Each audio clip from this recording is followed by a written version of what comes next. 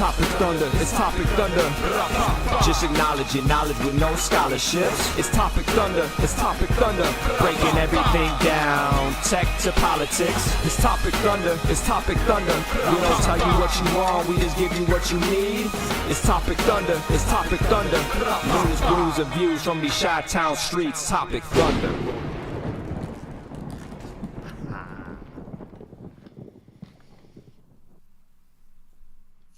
Oh yeah, ladies and gentlemen, welcome back to the program. It's Topic Thunder, available just about every Wednesday at 7 p.m. Central Standard Time, and already populating and percolating is the world's most dangerous chat zone we call the Thunderdome. Aunt Chris, Adrian, and Ma Jordan already up there in the chat. The luminaries are piling in. Right, which is what this show is about. Ben and I fashion ourselves as info tenders, and we pour conversation. So when you walk into the Thunderdome, you're walking into the Internet Saloon, as we like to call it. So welcome back, ladies and gentlemen. We're going to get to, I hope, an interesting show. We were talking about this before we came on the air, Brooks. We sometimes I get a flavor of what the show is going to be like in the minutes before we go on the air, as I go through all of the stories and organize them and make sure that they're ready to be put up on the screen and everything.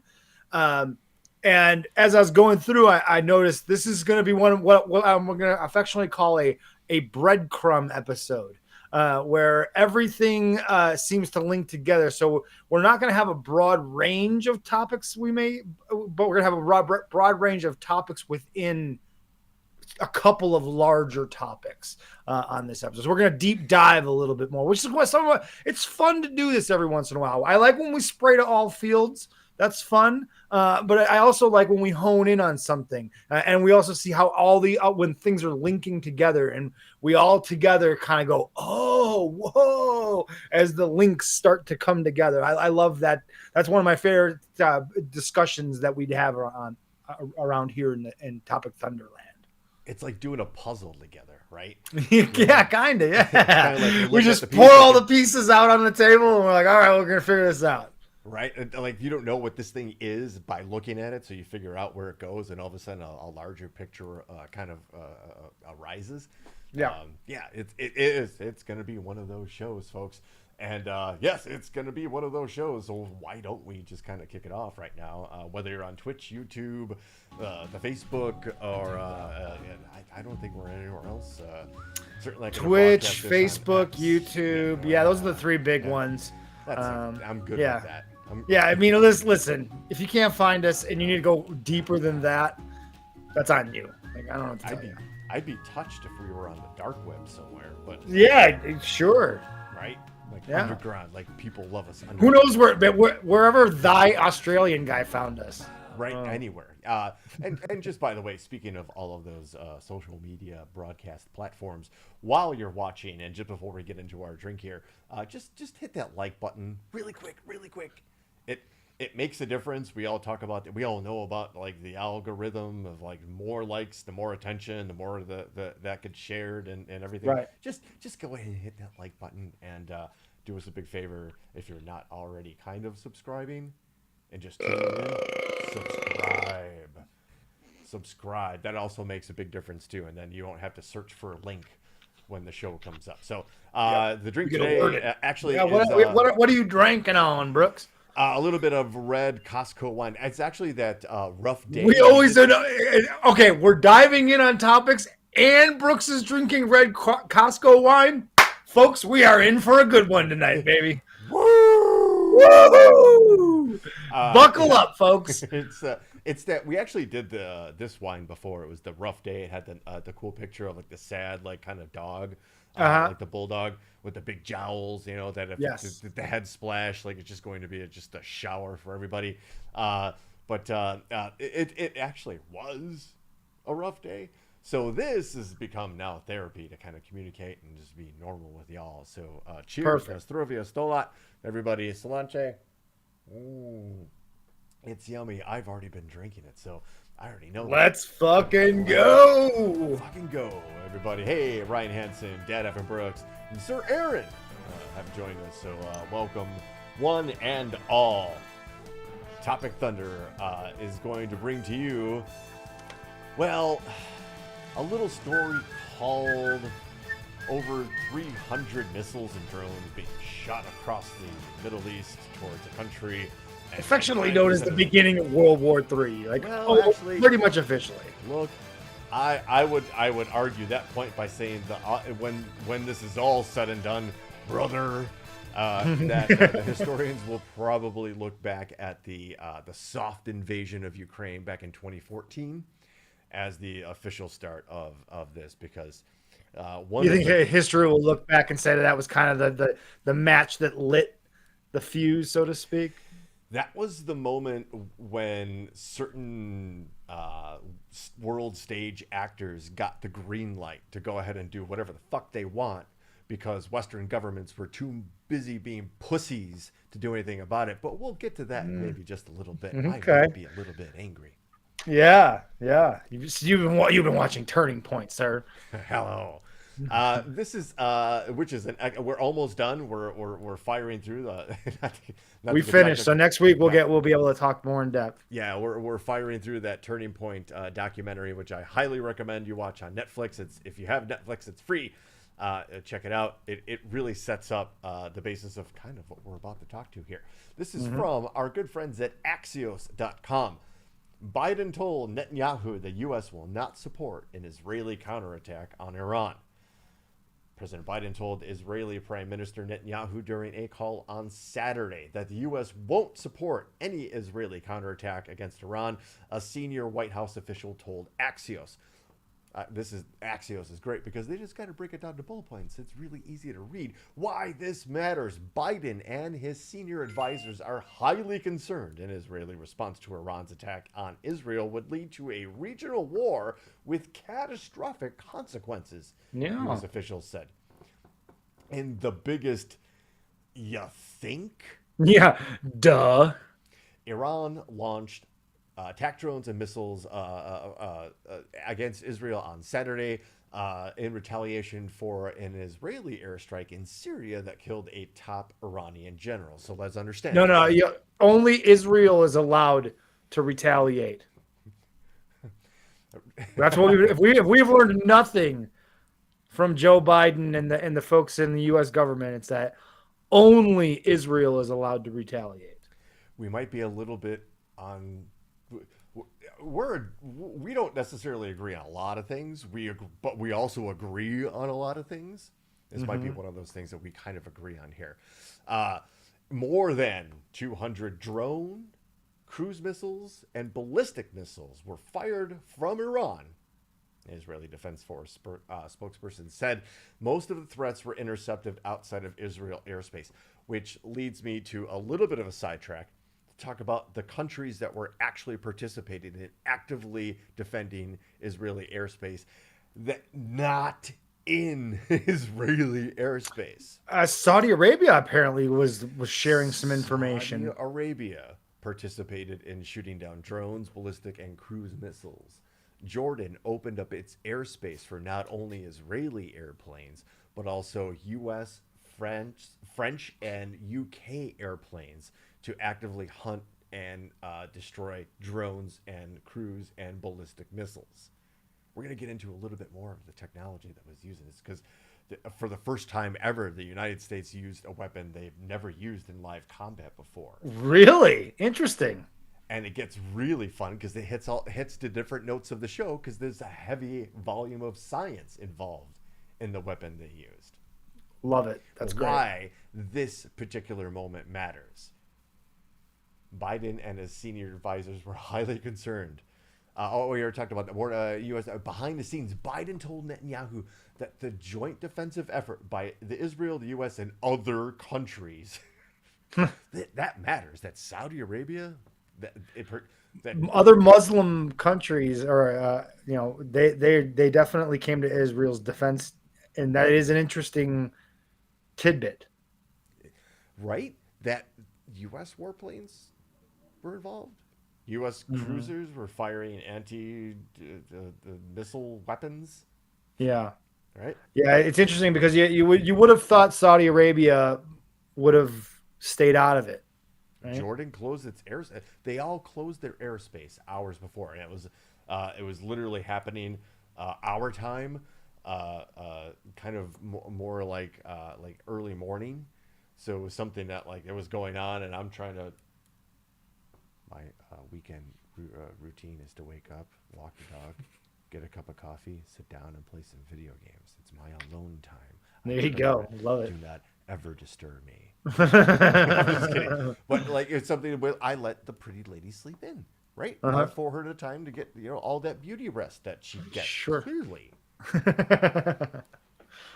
So it was a situation where I've got this hot fucking potato in my hand of awful news. No one to talk to about it. And when she wakes up and she's just kind of walking into the world as we all kind of want to do at our own sleep terms. Still in her eyes. Right? I'm like, you're hitting her with, oh my God, like, she drowns going to Israel. Oh my God, World War III. Right? So it had a little, and credit to me that I tempered myself well and waited an appropriate amount of time. But then it all started to unfold, right? You started seeing videos from Saudi Arabia. People like hearing the drones in the middle of the night, like, and people were then sharing similar videos from Ukraine, very similar sounding drones, right? Which were then followed and timed with a wave. See, they sent the drones first, right? And it took hours to get from Iran to Israel, or at least trying to get to Israel, right? Right. But it was timed specifically with then ballistic and cruise missile fires that would kind of arrive at the same times. Huh. Right. I wonder what is Iran thinking here, in your opinion? Are am I getting ahead of myself here? Like, what's the end game here? Like, yes, they're retaliating, but like, man, their timing couldn't be worse. Like, you know what I mean? Like why do this now? Like, there's always an ulterior motive to something like this, and I wonder what the ulterior motive is. Let's take a second and just consider our political environment, where your words right there also apply. This could not be happening at a worse time, right? Sure. Where you've got one president who's falling asleep in court. Well, yeah. Right? Can't stay awake during his own trial and proceedings of jury selection, which you would think with all that bluster that he would want to attend, right? And stating that this would never happen under his reign. And then one who's actively trying to diffuse the situation because he knows the consequences of escalation. But we'll get to that too. Yeah, there's a certain I'll give him a little bit of win there in saying he's at least trying to play referee, but at the same time, it's like he's playing referee, but the other side, one side knows that he's clearly in the pocket of one side, right? Like hey guys, let's play fair, but at the same time, like he still defends Israel. He still looks the other way when Israel grabs the fucking gimmick, right? You know what I mean? If I don't want to put words into your mouth, Ben, but if we're saying like there's a different set of rules for, say, Ukraine than there is Israel, I will point to the hundreds of billions, if not then trillions of dollars of U.S. defense spending and weaponry that are currently placed in Israel that we are saying no to for Ukraine. And what happened from Iran to Israel on Saturday happens in Ukraine every day. We're going to talk about that. Mm-hmm. That's why I'm angry. So Biden tells Netanyahu, you've got to win. This is after the very successful interception of almost 300 projectiles being fired towards Israel. You got to win. Take the win. Biden tells Netanyahu, according to this official, who, of course, is going to remain anonymous. The official said that when Biden told Netanyahu that the U.S. will not support or participate in any offensive operation against Iran and will not support such operations at all, Netanyahu said he understood, and that's the appropriate position for the United States in this regard. Yeah, I'll give him credit there. Like, that's the way to go about it. Yep. That's the appropriate posture of de-escalation, right? U.S. Secretary of Defense Lloyd Austin spoke on Saturday with his Israeli counterpart Yoav Gallant and said that Israel, at least asked that Israel notify the U.S. ahead of any response against Iran, which is fair. That is what allies do. Yeah, please just give us a heads up if you're going to, kick off a potential nuclear war. And it's not even kind of that. It's just so we can alert our local law enforcement on a federal, state, and local level, right? That there might be an uptick in activated terrorist cells because of this, because folks, those things are here, right? And there might be an uptick in protest-related violence, just to put the good guys, please, the good guys on alert, right? That sort of thing, right? Do we need to mobilize assets? Do we need to get relief involved, or do we need to get secretive operatives with the license to kill? Right. It's just. Hey, listen. If we're gonna be allies, if we're allies in this, they give us a fucking heads up. It's what I guess, for lack of a better term, common courtesy. Yes. Right. Like, we would, if we were going to send missiles towards a country near you, we would give you the heads up. So let us know, right? Yeah. Yeah. This is coming from Biden. I told President Netanyahu that Israel demonstrated a remarkable capacity to defend against and defeat even unprecedented attacks, sending a clear message to its foes that they cannot effectively threaten the security of Israel, which is true.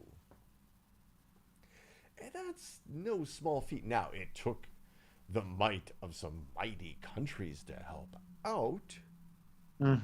But it's very true that there was an impressive display of force. And don't get me started on the whole, like, those are NATO countries, and if they did something against Russia, because now we're splitting hairs there. And we're going to talk about a little bit of a straw man argument there too. Right, absolutely. What and to kind of round out this article before we kind of move on a little bit here, but what to watch for is that Biden said he's going to hold a call Sunday with the G7 leaders to coordinate a united diplomatic response to Iran's attack. This was a quote from the president. My team will engage their counterparts across the region, and we will stay in close touch with Israeli leaders. And while we have not seen attacks on our forces or facilities today, we will remain vigilant to all threats and will not hesitate to take all necessary action to protect our people. End quote. Also a fairly well worded, I guess, what you would hope for, a statement. That would not be the statement that would come from Donald Trump. That's, folks, be sure of that. What I just read is what we call normal. Right. Right? And is what maintain the peace that we know, at least that we've known in our lifetimes. Now, I know there are people listening on a podcast that grew up in the shadow of World War II or participated in such events as the Korean War, or were at least alive, or the Vietnam War, and were alive for the wars that we call the Gulf War and all the other conflicts, right? But they aren't necessarily a world war. Like, we're kind of walking into. But part of the problem with the world wars of the past is that we're not necessarily paying attention to the lessons there, right? No. And this has nothing to do with the next story. I want to kind of park on this for a second. The appeasement idea. The idea that, like, as long as we don't make them too upset. Them as in who? This particular policies applied to Russia, and this is something that actually the Turning Point documentary also touches upon. The fact that, like, Russia's out there waving that saber of nuclear war. We're gonna bomb you. We're gonna have the most powerful bombs in the world, and if we blah, blah, blah. Which is really just a bluff. And the really smart people of the intelligence political world, like Dr. Fiona Hill, who's featured on that podcast or that documentary, former ambassador Michael McFaul, a former ambassador to Russia, as on Tom Nichols, retired Navy warfare college professor. All of these experts who know Russia and the political environment, they're far better than anybody right now. Right. True experts on the situation. Yeah. They've read the books. They know the history. They can tell you all about the first Tsar ever. They can tell you all about how the Mongolians took over. The far more intelligent people on the subject all say the only thing that they understand is force, power. So when they sense somebody backing down at the least bit, or even like standing their ground, they consider that weakness and they push the field, which is exactly what's happened in Ukraine. And now what is going to be exactly happening with Iran, because now Iran is threatening, look, if Israel puts even one person in our soil or does anything in our soil, the retaliation will be immense and so much more terrible. And while we believe you, because I honestly think they're a nuclear power at this point, they've been given enough time to enrich uranium, and I'm sure the triumvirate of Russia and China are sharing nuclear secrets there. Right. They don't. You don't make a move. You don't make a move like what they just did if you're not sure that if the shit hits the proverbial fan, that you're not capable of fully defending yourself if you have to. What this is Biden trying to curtail the response, right? He's trying to just put a lid on, like, imagine like he's like holding down a garbage can lid that is rumbling from underneath him, and he's just trying to hold it down. And he's like, God, just come on, guys, hold this together. It's a balancing act that, like you said, timing could not be worse, because if this drags on and is likely to drag on, because listen, as we said at the beginning of this whole thing, it is rooted in thousands of years worth of religious war. This isn't going to end in the next few months. So the next president, whoever they are or aren't, is going to matter in how this whole thing may spin out of control or not. Like, say what you will. I have been very vocal that Joe Biden is far from my ideal pick, and that I think he's at this point an embarrassment to put out on television, but he's saying and doing the right things in this situation, and seems to have the presence in the room to speak to both sides with a level-headedness that seems to be necessary from our perspective, our seat at the table, that is not likely to be in that seat should what I expect to happen in November happen, and Donald Trump is in that seat.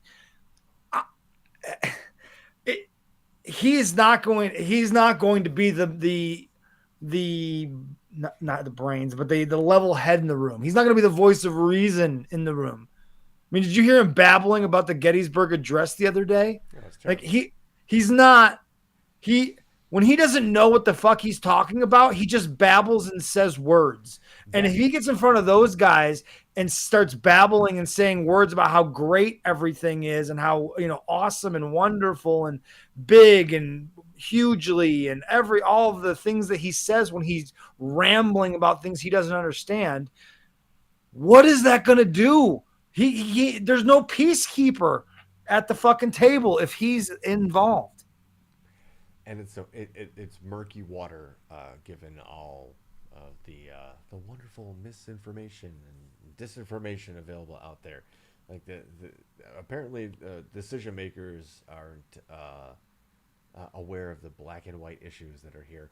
And I want to kind of rein it in just a little bit before I move on to this thing right here. I don't make a very clear difference because I was saying earlier that I was very upset about a couple things. Like one of them is that I actually believe Israel has a right to respond to this. I think I also agree with President Biden and most Western allies saying that it shouldn't be reminiscent of your display of force in Gaza, where you just go for the jugular, which I also can argue is appropriate in a different form. I think it should be a measured response. I think it should be a well, we've got a bigger dick response. No. The more effective thing, and this is historically true, the more effective thing to do is to make it surgical, to make it strategic, to make it something that they weren't thinking about. That like, oh shit, they had access to that, or they knew who that was, or they knew where that was. I think it should be more along those lines. Yeah. I think it's really easy to kind of just start lobbing missiles and fighter jets and shit like that. Yeah. I just I hope it's not something that's escalatory or barbaric, because it can get really ugly really fucking quick. Yeah, I mean I think unfortunately, I have to disagree with you because it's just not who I am, and being anti-war, there's got to be a better way than playing the tit for tat, eye for an eye game, right? Because you have to show them that what they did doesn't Iran making the exact same argument right now? Then you're playing tit for tat. But in a lot of ways, what was just shown, the display of force that was just shown, and the people that should be enough. Yes, but I also think that Israel does. Again, this is the idea that the United States has stepped into Ukraine and said hey, we can't have you attacking Russian oil fields and petroleum refineries because that's gonna. Right, because it's okay. It's like, and again, I know you're trying to put a bow on this, but it's like, okay, there's a bear charging at you, and you were able to distract and throw off that bear, and the bear stopped chasing you. You go, instead of going, well, shit, I avoided that. I fended off the bear. Let me get the fuck out of here and not engage the bear anymore. You're going to engage the bear and I stopped the bear. Well, now I'm going to show the bear that I'm more powerful than the bear. And you're like, just leave the fucking bear alone. He learned his lesson. Why escalate this shit? Why go after the bear and poke the bear? So there are two different people facing two different bears all at the same time, right? One has a knife, right? The other has nuclear weapons. Right. Somebody needs to show some restraint. Sure. Somebody needs to run away and make sure that they're doing things appropriately, because their weapon of choice is. Yeah, I think Iran failed miserably, and they're probably licking their wounds at this point, and they're embarrassed on some level. They have to be. This failed miserably. If done correctly, if you're, I don't know, say an unnamed country's spy agency, and you have known assets and contacts in said country, and you're kind of tucked them away, just waiting for some weird moment where, in case of emergency, break glass, and that happened, you just saw basically 99% of all of that artillery and whatnot get absolutely wasted before it even arrived. Right. You start pumping that, right? That's an effective weapon. Again, I'm not saying the Israeli response should be military. I'm really not. I think even Gigi makes a good point. I think we're still in the early moments of this. and things are going to play out, obviously, and we're going to get a little bit more information and get maybe a clearer picture of what Iran was thinking and what their response may or may not be, and what Israel's response may or may not be. Again, we're trying to play out this breadcrumb episode.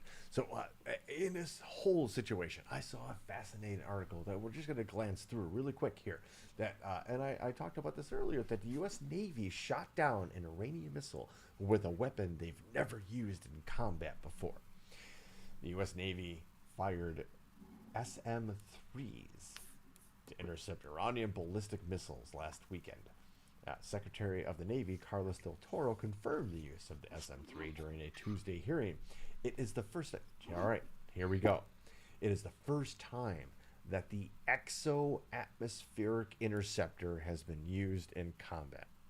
That's a hell of a name. That's what first caught my eye, because I know what those words mean.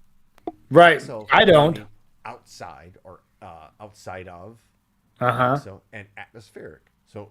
Outside the atmosphere intercept. Are you telling me you just fired something that can shoot down something in space? Yeah, I think they did, didn't warship? So you used a weapon on a boat floating on wavy water to shoot down something that could possibly be in space? Okay, wow. I'm in. And that's not even the coolest part, Ben. What? Okay. U.S. Navy's used a missile interceptor for the first time in combat over the weekend, defending Israel from an unprecedented Iranian attack. The secretary said, blah, blah, blah, fired SM-3 missiles. They've been firing SM-2. Guys, they've been firing SM-2s. They've been firing SM-6s. But just over the weekend, SM-3s to actually counter ballistic missiles that come from Iran. So I want to make also a very important clarification here. Ballistic missiles are... their intent is that their pathway is an arc up into the atmosphere and comes down on a target, as opposed to like a cruise missile, which is kind of more linear. Never understood. I've heard the two terms, but never understood what the difference was. So ballistic missiles or intercontinental or ICBMs, right? The idea is that their trajectory is such that they fire up in a very steep arc and come down very quickly, as opposed to like cruise missiles, which fire kind of laterally across the landscape. Interesting. So that's why it's really cool that we can shoot. We got something that can shoot these things down, right? Right. So we fired these SM-3s over the weekend in the first in an active engagement, right, from these from Navy ships. But what made these SM-3s very special, and it's right after that, the second paragraph right after that picture, Ben, is that first sentence. That, okay, you had me at like exo-atmospheric. Hello.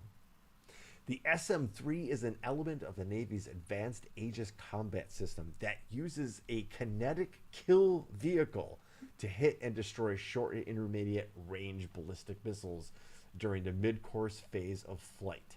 Kinetic kill vehicle.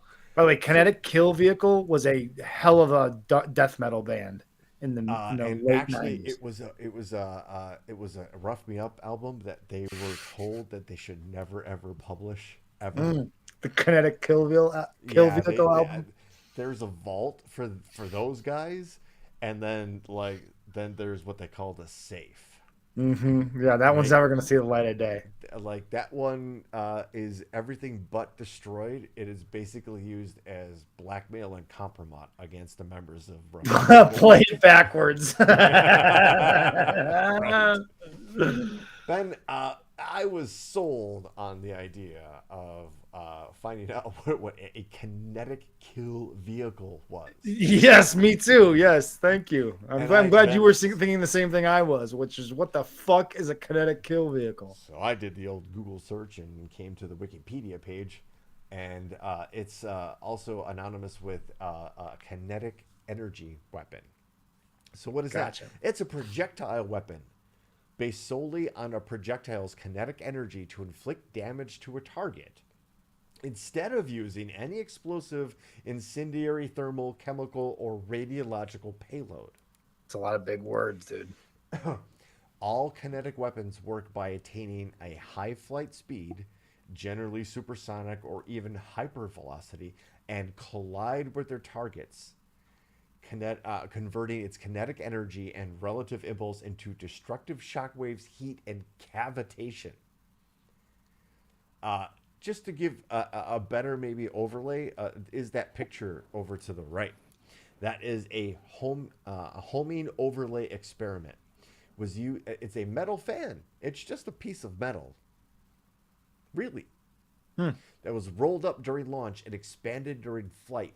The metal has 5 times as much destructive power as an explosive warhead of the same weight. They literally shot a piece of metal at a missile and intercepted it. So they shot one of these into the sky. And not necessarily that. I don't know what was on. Something like that, though. Some sort of metal projectile with like fanned out like that. All it was a missile containing a warhead containing that. That literally, once it got into space, or wherever it was to intercept, it just shot that thing out of it, and that was the end of that missile. It's like missile command for real. Yeah. For real. But it's cheap. Really? It's just a piece of metal. Yeah, I guess, it's right? It's not an explosive warhead, right? That takes time and expertise, engineering, like careful. Like you can't just rush the building of a warhead, can you now, right? It has to go through the proper channels because it's a fucking warhead. right, yeah. Yeah, right. It's kind of important. This is a metal fan.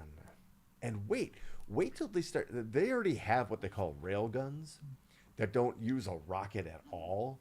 They just use basically a electromagnetic ramp. Jeez. That once they reverse the charge, that whatever's sitting on that magnet is just going to fly off that rail. Jeez. At alarming speed. Speed or the power of the magnet. Yeah. So like, okay, cool. That touches a note right here, right? Like they use some really cool technology. Hell yeah. That's crazy. Awesome. That is awesome. Cheap, efficient, and effective. That becomes a real deterrent too. Like, hey guys, we just threw a metal fan at you. That a giant metal fan. Fuck with that. $2.73. That's what. They want to fuck with that. That was U.S. aluminum and steel, by the way, just to let you know too. So it was homegrown and home manufactured, right? But that led to my. I haven't talked about Ukraine a whole heck of a lot, but it's not going well over there right now. And they announced today, and this is according to our friends Business Insider, Yahoo News link, they already knew they were in trouble. They openly admit that, but now they're saying they are legitimately on track to lose. And that is exactly what the aggressors are hoping for. So we haven't paid attention to that, right? Ineffective government. Well, we might talk about that in a second too. But the idea that we're not supporting that, and every day, not just one day, and I'm not trying to make an anti-Semitic response to what happened with Israel, because I honestly think that's really cool and a good, an amazing show of force, an amazing show of don't fuck with this. Sure. But in the same breath, why haven't we been doing the same for Ukraine when the same thing's been happening? The Ukrainian government today came out and said that their own internal analysis of the situation is that they don't have enough ammunition. They don't have enough weaponry. They've got the people. Yeah, I mean, does it have to do something with, I don't know, like NATO status or is it? I mean, there's obviously that, and the fact that there's something that seems underlying and almost non-transparent about the relationship between the United States and Israel. Well, I mean, there seems something shadowy or something that like nefarious that is holding us to be so obviously hypocritical on many things when it comes to Israel. It just seems like it's, you know what I mean? Like there's like the proverbial do they have photos of them you know what I mean? Like it's a powder keg, so it's not exactly the Ukraine situation. That should be very clear, right? I want to make that very clear. They are not the same types of situations. There are not the same types of tensions and powers involved in that immediate area, because even though the good citizens of Georgia, and I don't mean the state in the United States, right? But I mean the independent country of Georgia are hundreds of thousands of people are in the streets over there protesting their government right now because of what apparently is very much sounding like a Russian takeover. That the same type of support shouldn't be given to Ukraine, and it's being tied up. We've talked about what the House of Representatives have been doing with the relief bills, and there's some relief coming in that regard. Apparently, Speaker Mike Johnson is making the absolute sin of trying to work with the other side of the political aisle and cut a deal. That's against their obstructionist fucking ideology. The F-16s are actually coming, Dad. Just to be honest with you, but and this was something that was stated a long time ago too, that the learning curve for that type of airplane from what the Ukrainian Air Force was using at the time with the like Russian MiGs and stuff like that was steep.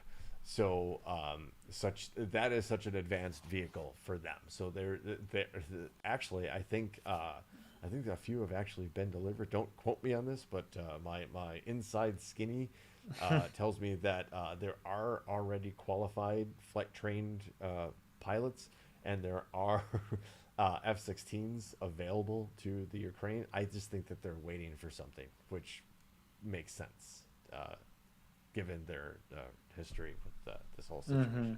They're just waiting for the right moment, and I think watch out for the Kerch Bridge that connects Russia to Crimea. Just watch out. That's the same bridge that they like sent those remote boats to. Yeah, this just seems like an unwinnable situation. It is winnable if given the right resources. Yeah, you're right. And then, but so you have to say to yourself, is it necessary? Is it worth, like, you know what I mean? Like, man, we can't continue to just funnel money all over the world and play world police. Like I struggle with us continuing to play that role when we have enough of our own problems. And, you know, and Turning Point makes a great point about it, talking about, like, Putin looks at us and says, who the fuck are you to tell anyone what to do? Like, you do whatever, you break your own rules all the time, and then you want to hold people to the standards, but not hold yourself to those standards. We've looked up across, and he sees it and is one of the only leaders in the world that is willing to just say, "Fuck you." Oh no, he's not. I mean, President Xi of China. Emboldened, but Putin has been the leader of that. And I'll tell you this, and everything you said was absolutely valid about our country.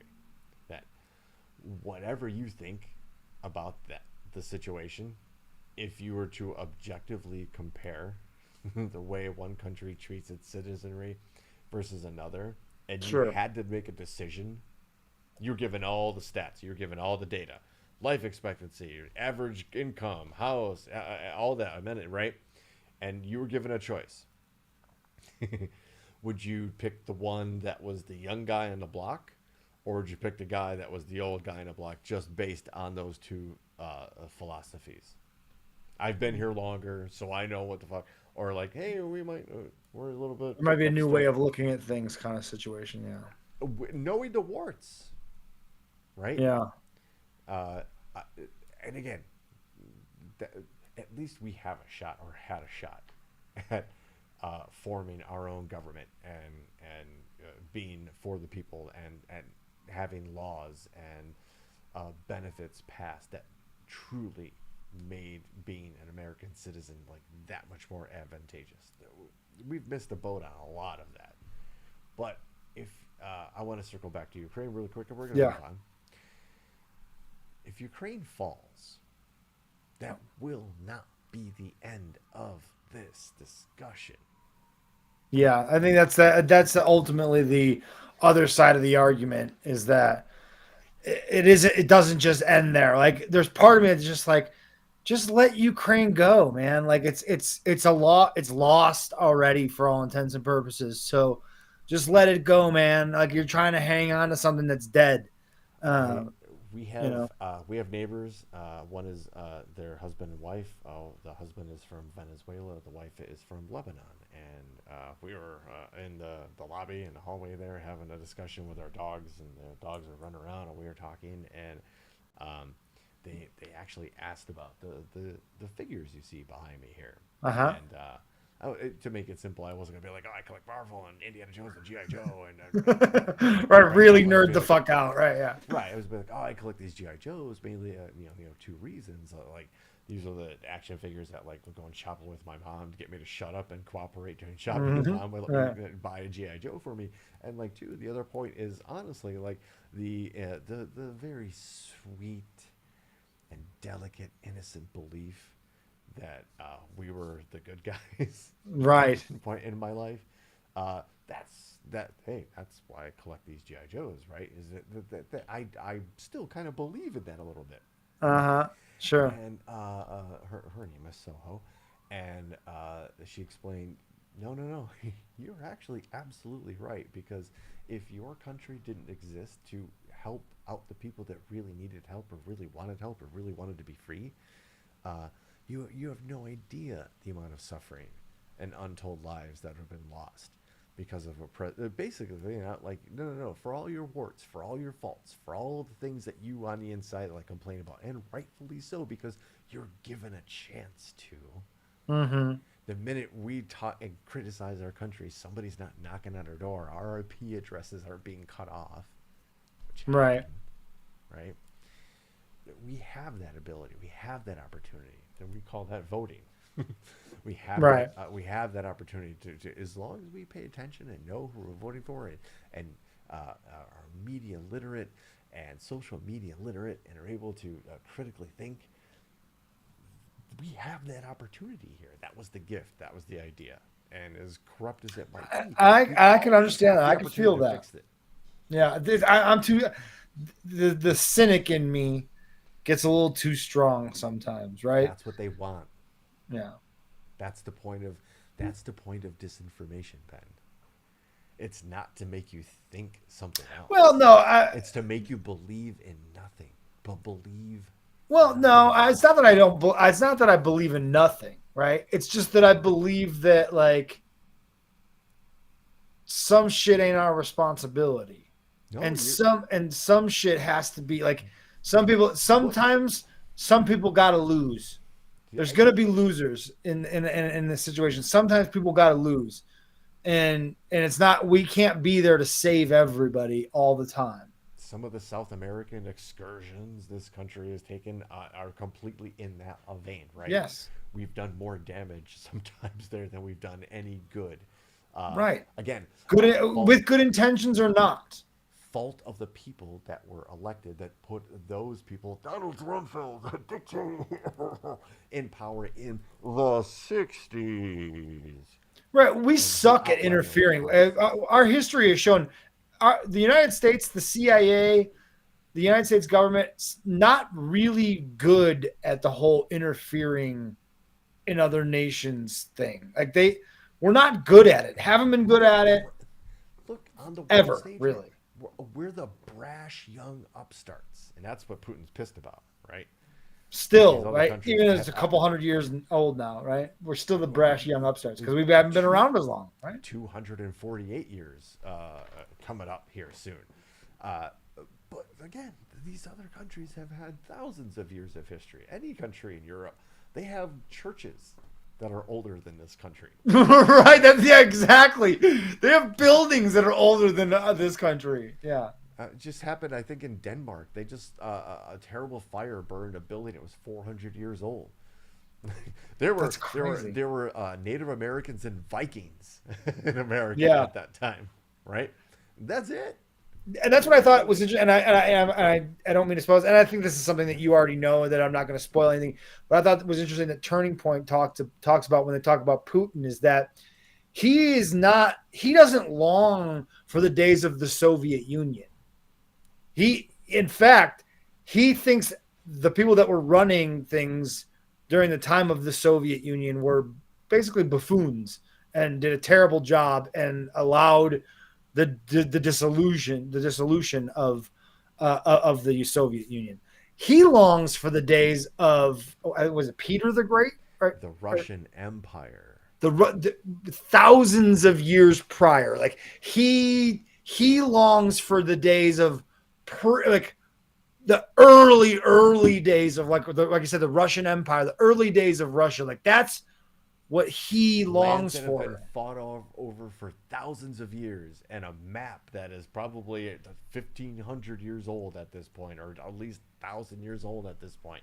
Mm-hmm. He wants those borders that have already been argued and fought over, blood spilled, bombs dropped, and right. He wants to go back and rewrite that history. And he can do it. Yes. Because we haven't stopped him. And the minute we give the same level of support to Ukraine that we gave to Israel in that moment, and gave them the ability to, like, you can't fuck with us. Not necessarily what Ukraine's trying to do, which they've been left to. Like, we need to sneak into Russia and blow up oil factories and our equipment factories, because what else are we gonna do? We can send small groups in there. It's easier and less expensive. We don't have the artillery. We don't have the drones. We don't have the fighter jets. We don't have guns. But do we want that smoke? Yes. With Russia? Yes. Do we want that smoke with them? Because what you punch a bully in the mouth. Yeah, man, but that bully isn't gonna. You're playing by old school schoolyard tactics, but the schoolyard bully that you're gonna go punch in the mouth, he's not gonna come back like angry and like overreact and make a fool of himself. No, they're going to act very tactically, very cunningly, and not do it with physical force, so to speak. They're going to continue to play a game that you and I both know that they are steps ahead of us when it comes to these things. When it comes to chemical warfare, right? Like, I think they're steps ahead of us and more willing to cross that line. I think they're more willing to cross that line. That's what I mean by that. They have the capabilities and they're willing to cross that line, and they're willing to fuck with our infrastructure, which we're going to get to. No, we're going to actually jump to it because we can skip that last one. Just to let you know, China is deep in not supporting the Russian war effort very keenly, very wisely by sending them the tools to build weapons and stuff like that. Whereas countries like Iran and North Korea are directly shipping munitions and drones into Russia. So it's not just a one country affair, right? So at this point, Russia has not been backed down. And in any way, and Ben, you mentioned this, actually, it's funny because you sent me this, I think it was probably like 30 minutes before Tipped in Moscow had actually sent me the same. So you guys, we're right. Me and that guy seem to agree and are on the same page quite often. It's amazing how that's why we get along. Actually, to be honest with you, because I think Tippin's a tops guy. Exactly. This is from CNN, the dreaded CNN, but it's from today. Hello. Russia-linked hacking group suspected of carrying out cyber attack on Texas water facilities, cybersecurity firm says. A hacking group with ties to the Russian government is suspected of carrying out a cyber attack in January that caused a tank at a Texas water facility to overflow. Experts from the U.S. cybersecurity firm Mandiant said on Wednesday. The hack in a small town of Muleshoe, North Texas. Ben, where's Muleshoe? Literally in my backyard. Like, it's like the next town over, if not like 2 towns over. Which direction? Excuse me. I want to say northeast of Lubbock, okay. Slightly northeast. It is a very small town. There's a bunch of small towns in the area around Lubbock, and this is one of those small towns around Lubbock in the panhandle of Texas. So, yeah, when I saw this and I saw Muleshoe, Muleshoe smells horrible. It does. It smells terrible there. Yes. That with the name of Muleshoe, I'm not honestly expecting much. Sorry. But it's crazy to hear that Russian hackers were hacking a water facility in this literally like podunk town in the middle of the West Texas fucking panhandle. Like that, obviously just to see if they could do it. It's a test, right? You know what I mean? It's exactly. It's just, there's no significance of they just probably, I don't know how they picked it. It was probably like a dartboard kind of situation, or I don't know. They found that they had an access point, and they found out there was a town called Muleshoe, right? And they're like, you know what? Let's find the fuck out what's going on there. Yeah. No, this was actually, I wouldn't be surprised if this was isolated and picked on purpose, just because it's so small and random, and like, oh, you know what? We got in. Let's see what we can do. Sure. Yeah. The story here goes on to say that the attack was a rare example of hackers using access to sensitive industrial equipment to disrupt regular operations at a U.S. water facility, following a separate cyber attack last November on a Pennsylvania plant that the U.S. talked about it on Iran. We talked about that. We also talked about one in Florida where they released a certain amount of chemicals that could have potentially been deadly. Yep. Remember that one? Yep. U.S. officials are concerned that many of the country's 150,000 public water systems have struggled to find the cash and personnel to deal with persistent hacking threats from criminal and state actors. Why are you surprised, U.S. officials? Because you've been the sons of bitches slashing public budgets for decades. Yeah. Now you're surprised? Yeah. I'm ridiculous. Muleshoe's firewall was built with prayer and tumbleweeds. Yeah, probably. If I told you that this wasn't an isolated incident, I would not be surprised. I would 100% believe you. A, because you wouldn't just say something like that all willy-nilly. Never.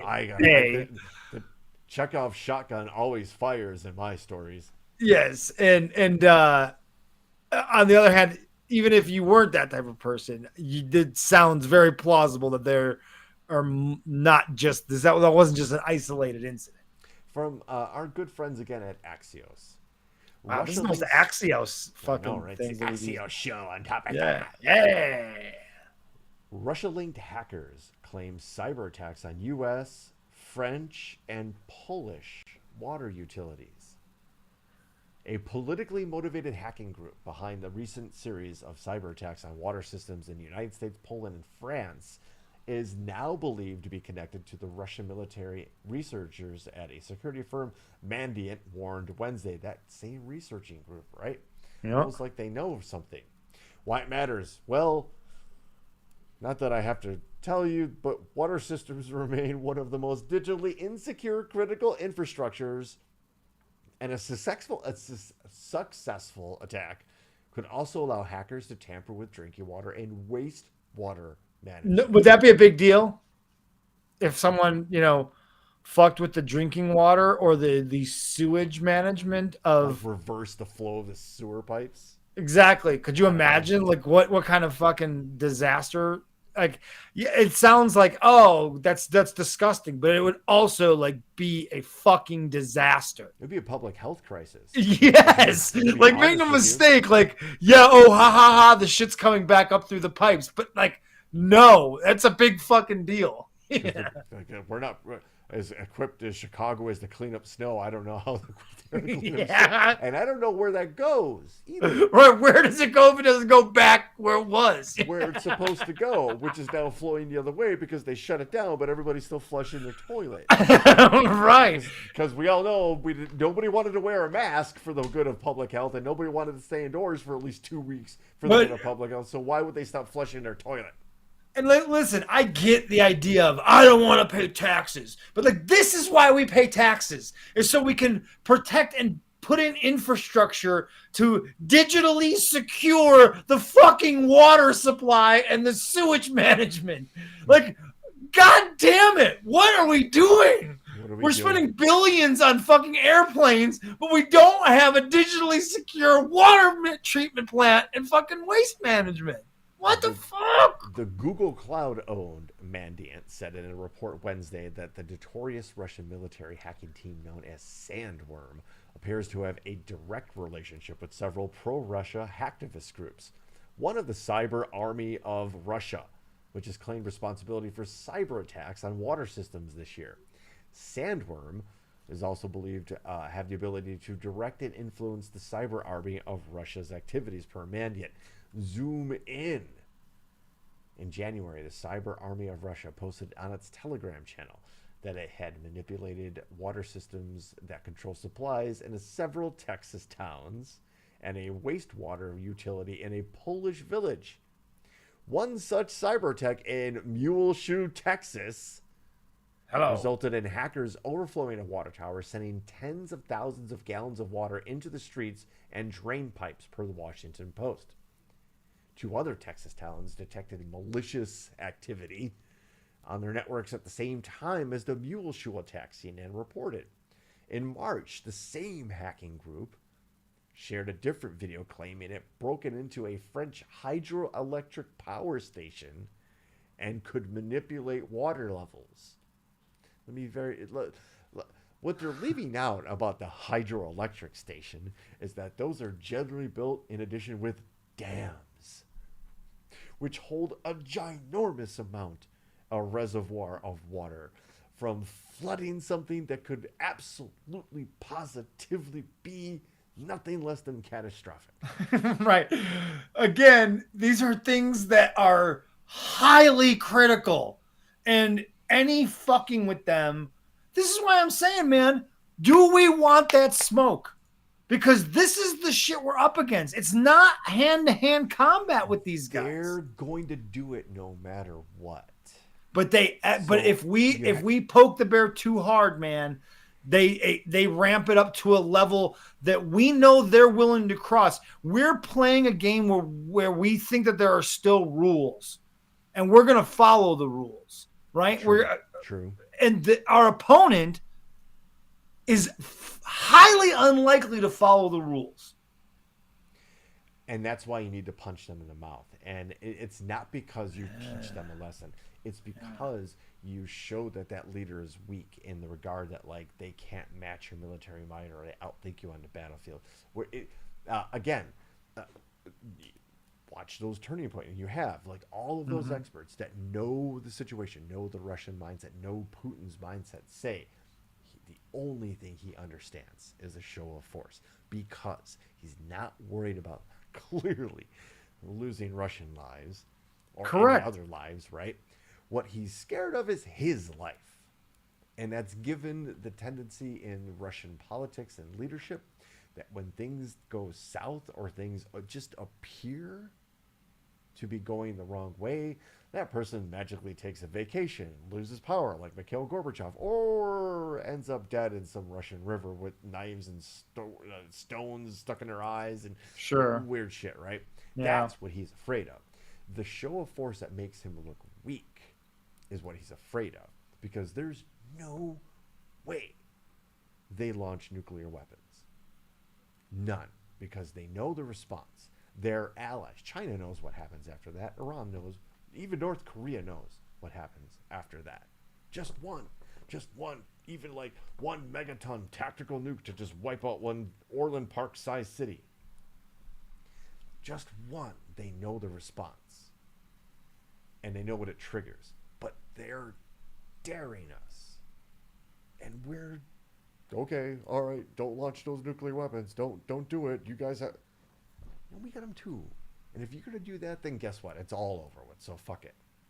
Yeah, again, yeah. What, all that money that Putin, all those yachts, dude, that beautiful place that we've shown people in northern Russia, that palatial state, all of it means nothing.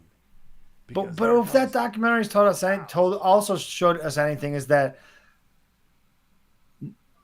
a nuclear response, either way, it ends poorly for everyone. Like everyone.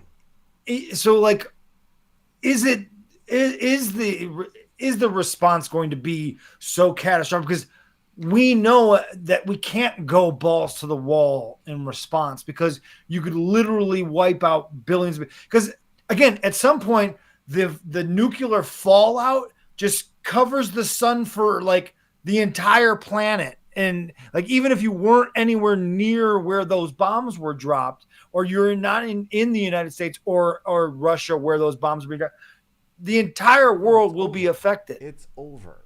So are we going to do that? Are we going to do that over one bomb being dropped? That's what Russia is waving in front of our face. Do you want? And I think I think he's got a point. But they won't, and we know they won't. Yeah, we know they won't. So we're just backing down from a threat that we know is hollow and empty. Yeah. And we're letting people die. And we're setting the example that, hey, if you threaten the ultimate response, or like Iran just did today, a massive response, if you respond to our aggression, we're going to respond back even more. We back down from that because we're trying to be, hey, we're still trying to be the good guys, right? At this point. You know, I think that's the right approach, is to still try to stay. We don't want that. There's a better way. What's the difference of shooting down every single projectile that came towards Israel to shooting out every single projectile that comes towards Ukraine? We're not invading your country. We're not invading Russian airspace. We're just shooting down everything you're sending towards this other country. Yeah. No, there's the answer to that question. There is an answer to that question. And that answer lies in the House of Representatives. And Ben, let me tell you what they had planned for our legislature, the House of the People. The people that, if you remember, you know, that old cartoon, like how a bill is made, right? It starts in the House of Representatives, right? Right. Before Iran started to lob 300 plus projectiles towards Israel and causing this ruckus, this brouhaha. The Republicans were all set to devote an entire week of floor time to a bunch of pointless messaging bills like the Hands Off Our Home Appliance Act, the Liberty in Laundry Act, and the Refrigerator Reform or Freedom Act. Actually, the next link I sent you, the Twitter one, shows the entire bill and what they were going to talk about all week, Ben. This is not a joke. This is not fake news. This is what the Republican House of Representatives were going to try to pass as legislation during this point in American history. The Hands Off Our Appliance Act, the Liberty and Laundry Act, Clothes Dryers Reliability Act, Refrigerator Freedom Act, Affordable Air Conditioning Act, Stop Unaffordable Dishwasher Standards Act. So they're literally just throwing junk out there just to fill, just nonsense to kill time, basically. While they rage on the telly about the border. While they rage about the living conditions of the average American. While they rage about Israel. While they rage about everything they rage about in the angriest of angry politics. It's why everything that they say and do rings hollow, dude. You gave us Appliance Week. Thankfully, well, okay, there are level-headed people in our legislature and in our Congress. They got ridiculed to the point that they postponed Appliance Week. Thanks, guys. Thanks. I know we're running a little bit late. I'm going to try to get, but I think we need a little bit of a bit of a break here. I know I took us through a little bit of a breadcrumb episode, which I love. You like to call it that. Mm-hmm. Just the forces at work here, and how we have to actually believe, even if we don't necessarily think it's pure, in the goodness of America at this point. God, that sounds really weird for me to say. So, hey. It does. It is weird to hear you say it. It's weird for you to be like, to hear you be almost stereotypically pro-American. But I understand where you're coming. You're not doing it in a draped in the flag, sort of like I wear the flag hat with, U.S. asshole, that kind of U.S. U.S. a-hole. Super wrestler, catch him, June 10th. So you know what I mean? It doesn't come off that way, but the words are very similar. Like the feeling is very similar, though it is not so. It's not so stereotypically patriotic and like Neanderthal-y. Because if it's not us standing in the middle of all this, against all of this, man, things get a lot worse for everybody. Ourselves, our wives, our girlfriends, our brothers, our sisters, our moms, our dads, our cousins, for everybody, everywhere. The people we don't know, the people we do know. And we just saw an example of why voting matters. Because a lot of fucking dumb people bought a lot of stupid bullshit. Mm-hmm. And bought into the bluster and bought into the anger and voted emotionally for folks that wanted to do the Refrigerator Freedom Act. What the fuck own the does libs, that even dude? Fucking mean? They're doing it to own the libs. You're just delaying doing your actual job while then complaining about everybody else not doing theirs. You suck, and you need to do a lot better. And I'm done at that point. But hey, Ben, again, I think a little bit of a quick kind of refresher. Yeah, what is going on here in this video? We love science, and this is literally sound waves and vibration affecting fire.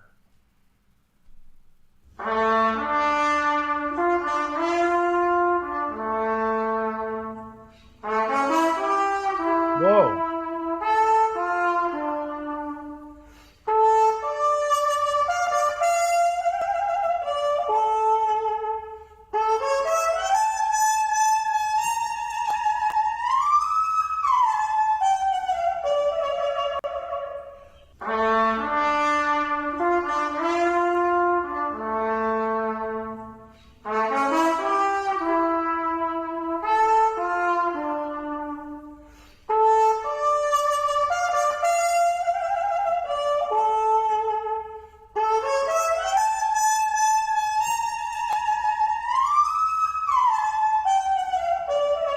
That's fucking incredible.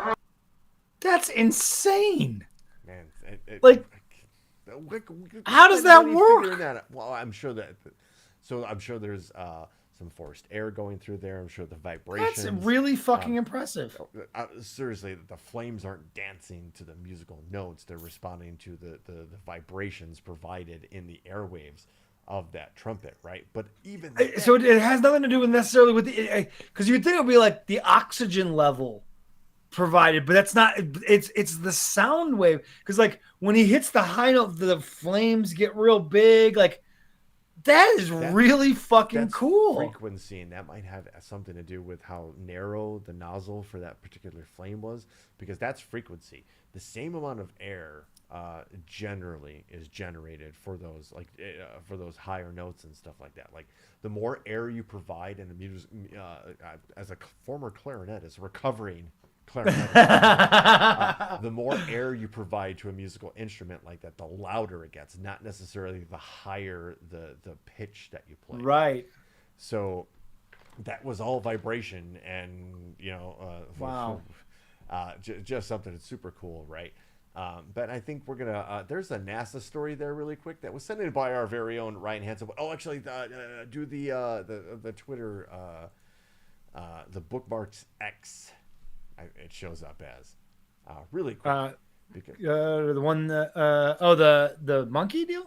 No, it was right after the Science Girl one. Did I not send that to you? The election of the mayor of London? Yes, because folks were, as you'd expect and as usual, we're on the right side of history here, folks. As featured on this show, Count Binface, yes, mayor of London, has officially made the ballot.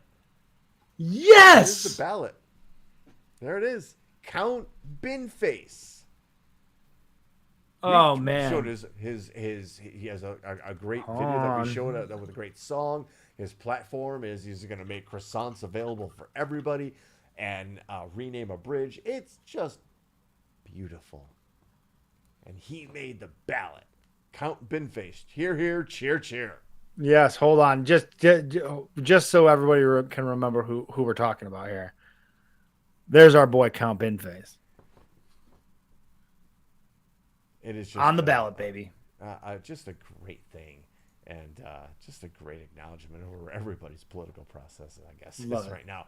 Sent in to us from stalwart of the show and famous for his remixes of the Lightning Round, which is coming up shortly. Ryan Hansen sent this video in, and you just gotta love it. NASA confirms that the mystery object that crashed through the roof of a Florida home came from the space station. What? Naples, Florida. Hello. NASA confirmed Monday that a mystery object that crashed through the roof of a Florida home last month was a chunk of space junk from the equipment discarded at the International Space Station. It made it at the International Space Station, which sounds like it's immediately accessible to everybody. It's not. It's not, yeah. The cylindrical object that tore through the home in Naples on March 8 was subsequently taken to the Kennedy Space Center in Cape Canaveral for analysis, where they said, guys, we fucked up. Yeah, bad. Yeah, the space agency said it was a metal support used to mount old batteries on a cargo pallet for disposal. The pallet was jettisoned from the space station in 2021, and the load was expected to eventually fully burn up into entry in Earth's atmosphere. But it survived. But this at least one piece survived. The chunk of metal weighed 1.6 pounds, was 4 inches tall, and roughly 11.5 inches wide.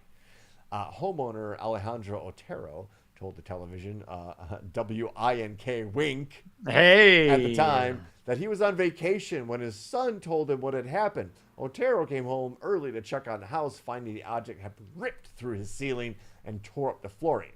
I was shaking. I was in complete disbelief. What are the chances of something landing on my house with such force to cause so much damage? I'm grateful that nobody got hurt. And so are we here. Yeah, that's incredible. Incredibly lucky that no one got hurt. And I think, just given that it's in Florida, my conspiracy theory mind kicks into overdrive. And I think the headline should be rewritten. Let me go back to the headline. NASA confirms mystery object that crashed through Florida home came from space station. I would rewrite it. NASA tests object that can crash through the roof of a Florida home fired from the space station. That is how I would rewrite it. That is why I firmly believe that we, the logical and humble, good Americans of the United States of America, are tired of Florida man bullshit, even though they populate the world's most favorite segment on this show. What would we do without Florida man? I don't. That's a really good and existential question. We would. This segment would be way less fun without Florida but I'll tell providing such antics. I don't think Florida's I mean, they may not be in there this week, but overall, the state of Florida has contributed more to the lightning round than any other state in the union. Oh, I think that's fair. That's a fair assessment. Welcome to the Lightning Round, ladies and gentlemen. We already see the lightning bolts in the world's most dangerous chat zone. We call that the Thunderdome. As we try to get through this and get you guys off to wherever you're going after this show is over shortly, it is the Lightning Round. And if you're not familiar, let me go through the rules really quick. If you're joining us on Twitch, on the YouTube, or on the Facebook, I read 3 headlines. 3 contestants enter the Thunderdome. You, the people, decide which story we cover and the ultimate exercise of democracy. So, with a lot of dilly-dally. Yes. Headline number 1. Axe body spray finds an unlikely new customer. Grouchy sheep. Headline number 2. Stinky high schoolers and sheep. Brazilian police detain woman suspected of taking a dead man to withdraw a bank loan. Like Weekend at Bernie's. And headline number 3. Earmuffs, sir. Retired chiropractor, quote, killed Elvis impersonator by chloroforming him more than once during sex. There's a lot going on there. Thus the lightning round, ladies and gentlemen. I don't make them up. I just report them. There's no clear winner. The planet, and culminated and carefully curated for you. So I got my notepad here. We are ready to start counting votes as they start. The seal has been broken. Billy Wack and Adrian both voting for number 3 right out of the chute. And it is way dark. Oh, yes, it is. Oh, yes, it is. But okay, I know that was a lot, and it was fast. So let's we gotta make sure we understand everyone. Kind of recalibrate, I guess. Take a nice deep breath in, blow that breath out, and review the headlines for the Topic Thunder's Lightning Round. Headline number 1. Axe body spray finds unlikely new customer. Grouchy sheep. That's another rough meal. Aaron, you can't control the content, I see. Headline number 2. Brazilian police detain woman suspected of taking a dead man to withdraw a bank loan. And the presumptive winner, headline number 3, although we're taking votes, folks. There are some votes for the other ones. Yeah. You got a vote. Headline number 3. Retired chiropractor killed Elvis impersonator by chloroforming him more than once during sex. The Australian guy coming in with number... him and Gigi going with number 1. We got a couple votes there. And we're in an interesting situation right now where it's kind of close. It is. Number 1 could sneak in and make this... now it just got even more interesting. I agree. There's so much going on in number 3. Like it really is. But I understand people going with the other ones. Although I am surprised with the Axe body spray one. I think the Australian guy's just trying to be different. Axe Ba edition. Dead fun in Sao Paulo, and Get Down with Elvis. From Ryan Hansen, the remix of the headlines, if you will. Remix. Just like that. And do we have a vote from Mr. Hansen? Yeah, Ryan, we need you to vote to kind of either push this over the edge or create a tie. Yeah, I don't see. I just like sheep. There you go. Well, hey, you know what? We got you to actually comment something more. So number three. Why is he a retired chiropractor? Elvis impersonator, chloroform twice. There's so much I need to know. We don't know. Well, guess what? We're gonna find out twice. It literally says more than once. We don't know twice. Exactly. You're just assuming it was twice. You are assuming, sir. And I think number 3 is gonna win because not Ryan Hansen. I think put it over the edge. I think we got everybody. So yeah, actually, it was kind of close for a little bit, but we do have a clear-cut winner, ladies and gentlemen. It is number 3. You have been heard. So let's hear about this retired chiropractor who killed an impersonator, an Elvis impersonator, by chloroforming him more than once during sex. His name is Ronald Rayer. And Ronald Reagan? What? Rayer. No, that's a different story altogether. And that would be even more fun, because if it was actually Ronald Reagan, now we're talking about necromancy. Yes. And that would then, of course, have to happen in the state of Florida. Hello. A retired chiropractor from upstate New York is facing manslaughter charges after he allegedly killed an Elvis Presley impersonator by chloroforming him during sex. Ronald Rayer, 69. Nice. Restraining and binding Thomas Kreider, 40, then administering a dangerous dose of chloroform more than one time during the sexual encounter, which led to his death on April 5th, according to court documents obtained by the Times Union. 4 days after Kreider's death, Mr. Rayer went to the Saratoga County Sheriff's Office and Let's slow down here. 4 days after Kreider's death, Mr. Rayer went to the Saratoga County Sheriff's Office and reported that his body was in the basement of his home, according to the sheriff, Jeffrey Brown. Mr. Rayer was then arrested and charged with second-degree manslaughter and evidence tampering for allegedly removing Kreider's things from the crime scene, the Times Union said. It's unclear whether Mr. Rayer where Mr. Kreider got the chloroform. Investigators said that the two had known each other for many years and had both the sexual encounter and chloroform use appeared consensual. Kreider, who went by the stage name of T.J. Green, and also worked as a tour guide for the local Star Trek museum in Ticonderoga, went missing on Friday when he last spoke to his wife, Heidi Green. What did you know about? Did you know that your husband was involved in these weird homoerotic trysts? Or that he was a Star Trek guide at a Star Trek museum? Because they both seem to be very awkward and oblique alternate lives. This is a quote from Ms. Green.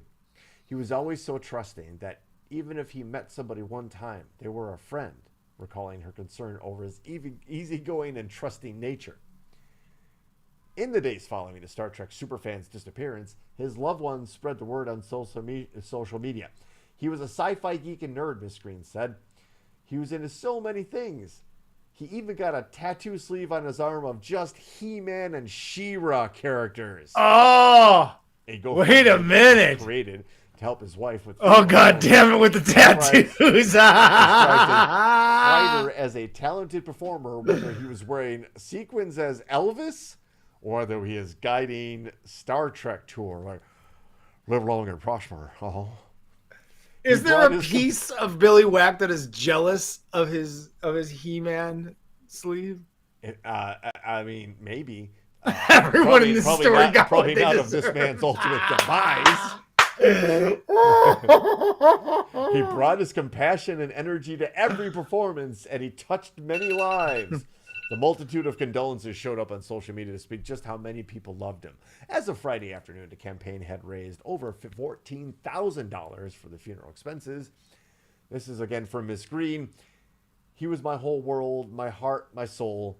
I don't know what I'm going to do without him. That's sad, but yes. Rayer was arraigned and is being held at the Saratoga County Jail for $250,000 bail. His next court date is May 21. And that was Topic Thunder number 152. If you're scoring at home, folks.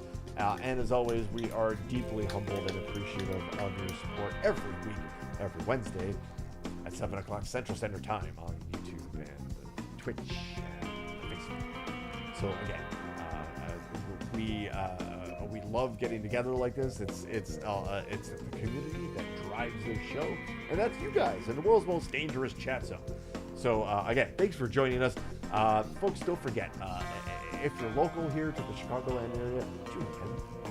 Come out and see the Super Wrestlers at the Concord Music Theater. It's a really good time. It's rowdy, it's fun, it's entertaining, it's a story, it's mystic, it's pro wrestling, so in a different way. So come out and check it out. And we'll keep talking about what we talk about. This is from the deck of the USS Rapapa. I'm Brooks. That's Ben. And I'm ready.